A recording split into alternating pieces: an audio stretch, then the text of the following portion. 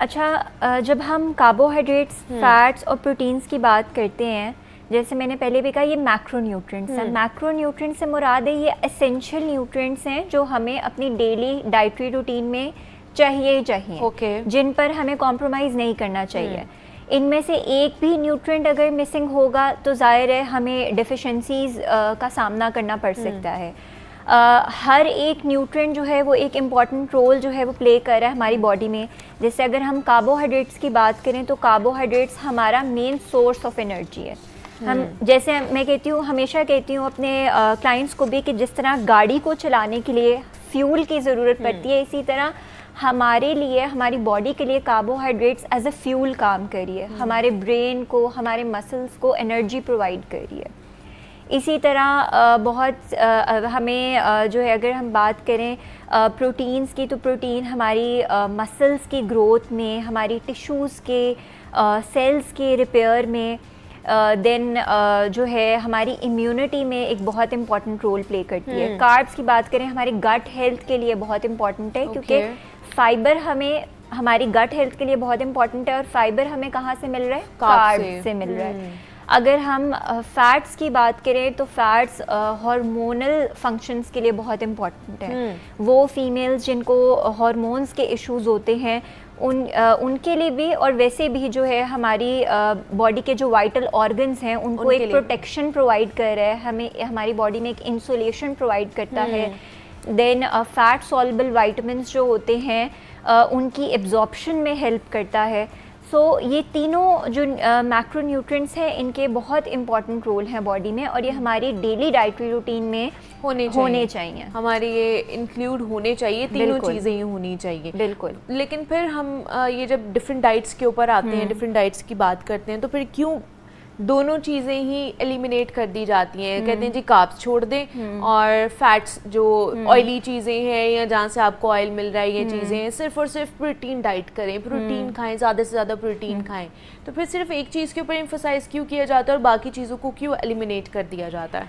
अच्छा, ये डिपेंड करता है कि आप कौन सी टाइप ऑफ कार्बोहाइड्रेट्स ले रहे हैं। आप सिंपल कार्बोहाइड्रेट्स का इस्तेमाल करें या आप कम्प्लेक्स कार्बोहाइड्रेट्स का इस्तेमाल करें।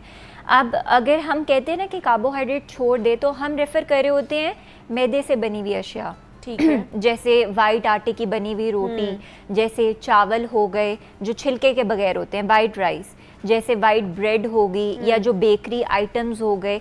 इन चीज़ों के इस्तेमाल से हम कहते हैं परहेज़ करें।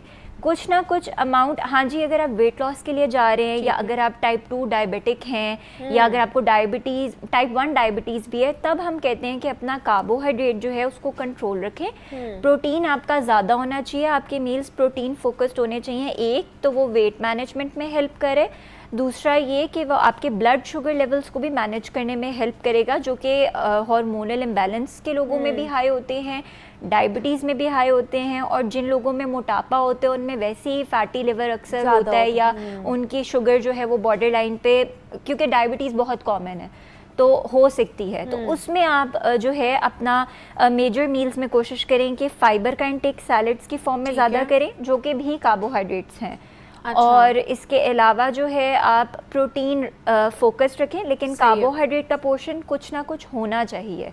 जैसे आप एक रोटी का अगर इस्तेमाल करते हैं तो आधी रोटी का इस्तेमाल कर लें। चक्की के आटे की बनी हुई रोटी का इस्तेमाल कर सकते हैं, ओट्स का इस्तेमाल कर सकते हैं, ब्राउन ब्रेड, होल ग्रेन्स का इस्तेमाल कर सकते हैं। सही है। और मतलब जिनका दिन में है ही ज़्यादा कार्ब्स का, जिन्होंने सुबह नाश्ते में भी रोटी खानी है, फिर उन्होंने दोपहर में भी, और क्योंकि काम ऐसा होता है ना बहुत से लोगों का कि सख्त काम होता है, बाहर उन्हें निकलना होता है, जिनका ऑफिस का काम नहीं, हमारा ऑफिस का काम है, हम स्किप कर सकते हैं, लेकिन ऐसे लोग हैं जिन्होंने खाने ही खाने कार्ब्स हैं ताकि उनको एनर्जी ज़्यादा मिले। तो वो क्या करें? वो तो नहीं, रोटी चावल ये चीज़ें नहीं छोड़ सकते हैं, स्टेपल फूड है, घर में है, और वो ज़्यादा महंगी डाइट पर वो जा भी नहीं सकते हैं। तो उनके लिए क्या चीज़ें हैं? अच्छा, उनके लिए ये है सबसे इजी, अगर वो कुछ भी नहीं करे, अपने पोर्शन साइज को कंट्रोल कर लें। ठीक है। जैसे कार्ब्स बिल्कुल एलिमिनेट ना करें। मैं अगर किसी को वेट लॉस डाइट भी रिकमेंड करती हूँ, मैं कभी भी ये रिकमेंड नहीं करती कि आप बिल्कुल ही कार्बोहाइड्रेट्स जो हैं वो छोड़ दें। सही है। उसकी रीज़न ये है कि जब हम बिल्कुल ही बॉडी से कार्बोहाइड्रेट्स को निकाल लेते हैं, जैसे लोग अक्सर कीटो में करते हैं, तो आप आपकी बहुत एनर्जी लेवल्स ड्रॉप होते हैं, अच्छा, हर वक्त एनर्जी के थकावट साथ रहती और है, क्या प्रॉब्लम हो सकती है आपकी? बाल गिरने लग जाते बॉडी हैं, के अंदर बाल गिरने लग जाते हैं, कॉन्स्टिपेशन के इश्यूज रहना शुरू हो जाते हैं, ब्लोटिंग रहती है, एब्डोमिनल पेन रहना शुरू हो जाती है, मतलब गट हेल्थ के बहुत मसले रहना शुरू हो जाते हैं। अगर आपका मैदा ठीक नहीं है ना, अगर आपकी गट हेल्थ ठीक नहीं है, आपकी इम्यूनिटी कॉम्प्रोमाइज्ड है, इम्यूनिटी अच्छी नहीं होगी, आप सही से फंक्शन ही नहीं कर पाएंगे। और जब हम प्रोटीन्स की और फैट्स की बात करते हैं, अगर आप कार्बोहाइड्रेट के पोर्शन को कम भी कर रहे हैं तो प्रोटीन और फैट्स की जब हम बात करते हैं तो हम गुड फैट्स में आते हैं ओमेगा 3 जैसे नट्स हैं, जैसे सीड्स हैं, जैसे ऑलिव ऑयल है, ठीक है, सीड्स की बात करें, अंडे से हमें बहुत अच्छी अमाउंट में मिलते हैं। आप इन चीज़ों का इस्तेमाल करें, ये आपको फीलिंग ऑफ फुलनेस भी दे रही है। प्रोटीन अच्छी अमाउंट में होगा, जैसे दालों से ले सकते हैं। इसके ऊपर बात करते हैं कि कौन कौन सी चीज़ों से, कौन कौन सी फॉर्म से हमें प्रोटीन मिल सकता है। एक कॉलर है, एहसन है, लाहौर से कॉल किया, उनसे बात कर लेते हैं। अस्सलाम वालेकुम। जी वालेकुम सलाम, क्या हाल है मैडम, ठीक ठाक हैं आप? जी मैं ठीक हूँ, आप कैसे हैं? अल्हम्दुलिल्लाह। अच्छा, ये क्वेश्चन था कि सुबह सुबह नीम गर्म पानी में हम लोग अगर लेमन ड्रॉप्स उसमें निचोड़ के पीते हैं तो उससे फैट लूज होता है या जस्ट बातें ही बनी हुई हैं, या और कोई बेनिफिट उससे क्या हो सकते हैं हमें अगर हम डेली एक रूटीन बनाते हैं इस तरह? ठीक है, गर्म पानी में आप अगर लेमन डाल के पी रहे हैं, ठीक है। एहसन साहब बहुत शुक्रिया आपका, थैंक यू सो मच कि आपने कॉल की। उसका कोई फ़ायदा होता है? यूजुअली हमें लगता है कि फ़ैट लॉस के लिए कहा जाता है कि सुबह सुबह उठे नीम गर्म पानी में आप या तो एप्पल साइडर विनेगर डाल लें या फिर आप लेमन निचोड़ लें और थोड़ा सा हनी डाल लें। तो जो लोग पीते हैं वो वाकई फ़ैट लॉस होता है इससे कि नहीं होता? अच्छा, गर्म पानी जो होता है वो वैसे ही आपके मेटाबॉलिज्म के लिए अच्छा होता है। तो अगर आप कावा या किसी भी फॉर्म में गर्म पानी ले रहे हैं तो वो वैसे ही आपकी गट हेल्थ के लिए, आपकी मेटाबॉलिज्म के लिए अच्छा है। वो लोग जो लीमू डालकर इस्तेमाल करते हैं उसका आप कभी कभार इस्तेमाल कर सकते हैं, डेली बेसिस पे नहीं। उसका रीज़न ये है कि अक्सर लोगों के जोड़ों में दर्द होना शुरू हो जाती है, या अगर आप एप्पल साइडर विनेगर का इस्तेमाल कर रहे हैं तो एप्पल साइडर विनेगर जो है वो भी बहुत एसिडिक होता है नेचर में। तो बेहतर ये है कि या तो आप चिया सीड्स जो हैं रात को 1 टीस्पून पानी के अंदर भिगो कर रख दें और सुबह उसका निहार मुँह इस्तेमाल कर लें। हाली गर्म पानी का भी इस्तेमाल कर सकते हैं। इसके अलावा जो है आप ऐसे भी कर सकते हैं कि जो बेसल सीड्स होते हैं उसका भी इस्तेमाल कर सकते हैं। रात को 1 टीस्पून पानी में भिगो के रख दिया, सुबह निहार मुँह ले लिया।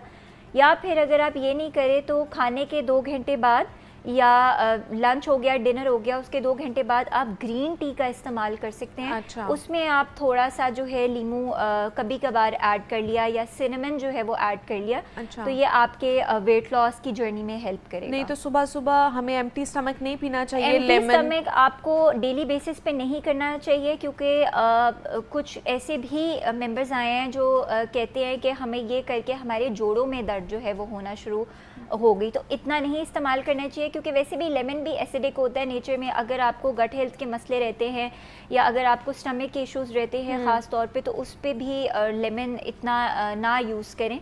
कोशिश करें कि सीड्स का इस्तेमाल कर लें सुबह के वक्त। कि मतलब आप चिया सीड्स या बेसल सीड्स का इस्तेमाल कर सकते हैं। वो भी फैट लॉस में, बिल्कुल, वो भी फैट लॉस में भी हेल्प करेगी, वेट लॉस में भी हेल्प करेगी। रिच इन फाइबर होती है, आपको फीलिंग ऑफ फुलनेस भी देगी, ज़्यादा देर तक भूख नहीं लगेगी। अच्छा। And secondly chia seeds are a very good source of calcium.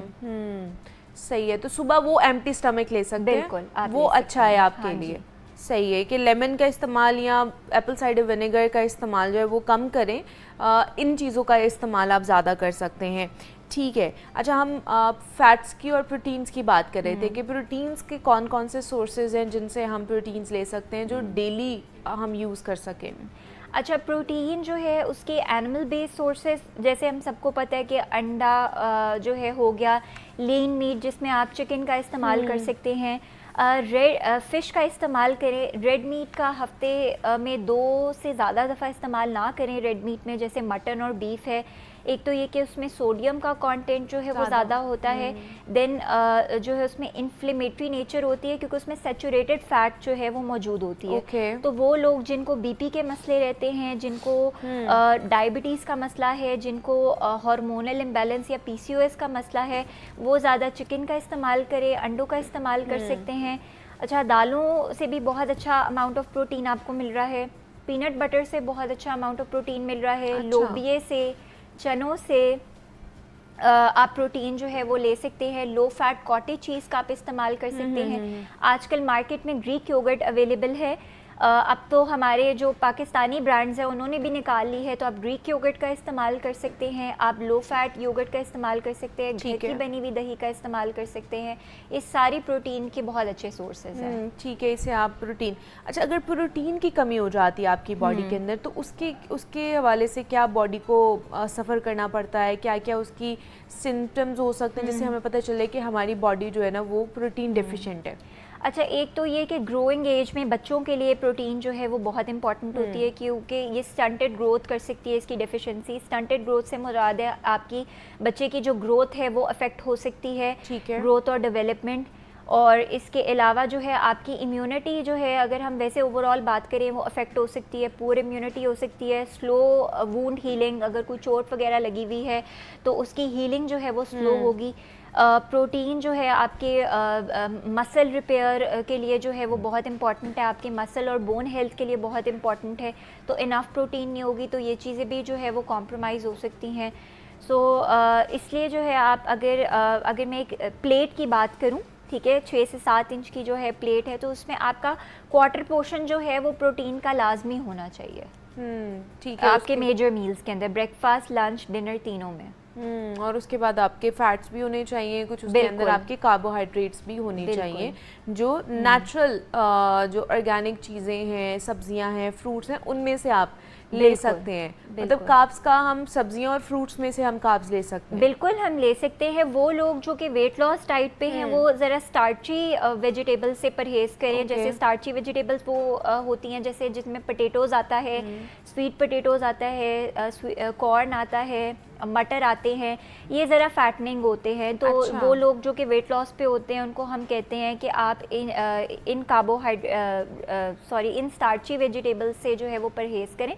बाकी आप हरे पत्ते वाली सब्जियों का या जो भी सीजनल वेजिटेबल्स हैं उनका इस्तेमाल ज़रूर करें, कुक्ड फॉर्म में भी और सैलेड की फॉर्म में भी। अच्छा, ये कॉर्न्स भी ये स्टार्ची है, इनको भी नहीं खाना चाहिए? कॉर्न जो है उसको भी जो है हम यूजुअली कहते हैं अवॉइड करें, क्योंकि वो भी फैटनिंग होता है और वेट लॉस में हम इसलिए उसको मना करते हैं। सही है कि ये तमाम तर चीज़ें हैं कि जनाब कार्बोहाइड्रेट्स, प्रोटीन और फैट्स हमें क्यों चाहिए होते हैं, हमारी बॉडी के लिए, हमारी बॉडी की फंक्शनिंग के लिए कितना ज़रूरी है इन चीज़ों का इंटेक करना रोज़ाना की बुनियाद पर। तो महानूर हारून हमारे साथ मौजूद थी। Mahnoor, thank you so much कि आप आई इसके ऊपर बात की। ब्रेक लेते हैं, मिलते हैं इस ब्रेक के बाद।